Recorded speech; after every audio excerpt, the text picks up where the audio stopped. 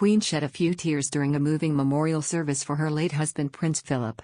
There had been doubts over whether the monarch, 95, would be able to attend the service at Westminster Abbey due to her physical health. But Buckingham Palace confirmed earlier this morning she planned to attend. The Queen had always been determined to attend no matter what, despite having had to forego other public appearances as she recovers from a back problem.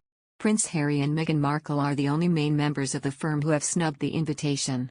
Royal correspondent Rupert Bell sat down on talk radio to discuss Prince Harry's decision to not attend his grandfather's memorial service. Prince Harry has drifted from the rest of the royal family due to disagreements and internal rifts. Mr. Bell spoke of the Queen's current state of health, as it has been taken into consideration due to her fragility. The royal correspondent also spoke of this being one of the first times that all the royals will be together again since COVID restrictions have been lifted. They also put a stop to a proper funeral for the late Prince Philip last year. Mr. Bell said, "Yes, this is a celebration of his life. It's, I suppose, in many ways the funeral service the Queen and Prince Philip wanted a year ago. And it's shortened, it's only 45 minutes. They're taking into consideration the Queen's condition, which clearly is frail, so they're trying to manage all that as well. But the ultimate, if the means of celebrating, yes, as you say, one glaring omission from the attendees. And I think he may regret that, because there does seem to be every other royal. Norway, who I think has COVID reasons for not attending, has made an effort to sort of be there." Mr. Bell added, "So that is one glaring omission that maybe he will rue later on. But ultimately we just hope that the Queen is able to get there. The decision will be made late this morning. And obviously it will be managed in such a way as to not put her in undue sort of spotlight highlighting her frailty." Earlier this month, a spokesperson for Prince Harry confirmed that he would not be attending the event. Many royal experts pointed out that he would be attending the Invictus Games though, which has caused further criticism of Prince Harry's choices. Royal author Phil Dampier claimed, "I'm sure the Queen is very upset he is not coming tomorrow, but she realizes she can't make Harry alter his mindset at the moment." Mr. Dampier added, "It's very sad that Harry and Meghan won't be at Prince Philip's memorial service, and I think one day Harry might regret it.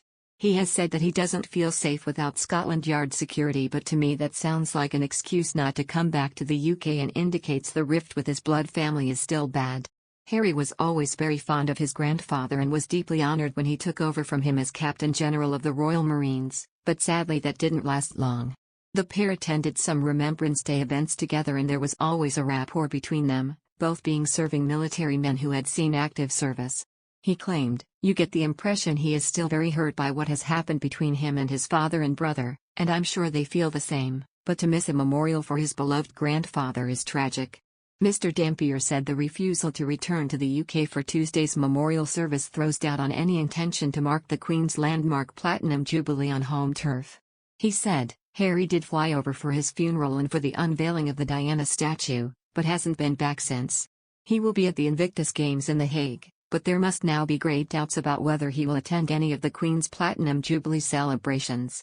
Royal expert Richard Fitzwilliams is set to publish a book about Prince William and Prince Harry later this year and also gave comments.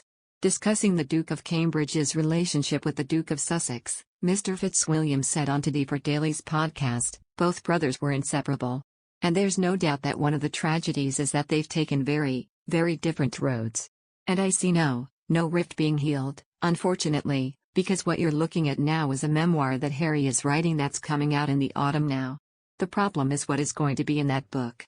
It's very difficult after Oprah, which is just over a year ago, and I thought it was so destructive, and also open to different interpretations. And they were full of inaccuracies, in a lot of it.